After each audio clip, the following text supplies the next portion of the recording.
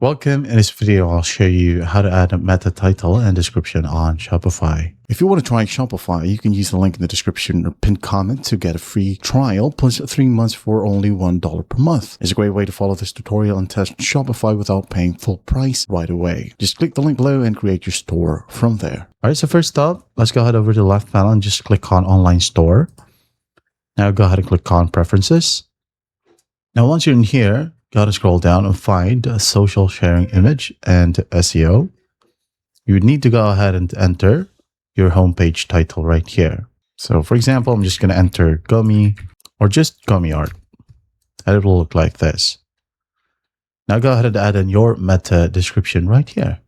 And once done adding your meta description, you can now then go ahead and add in some image, and then do not forget to click on save at the very top. And once that's done, you're actually good to go. That's how easy it is to add meta title and description on Shopify. I hope this video helps, and I'll see you in the next one.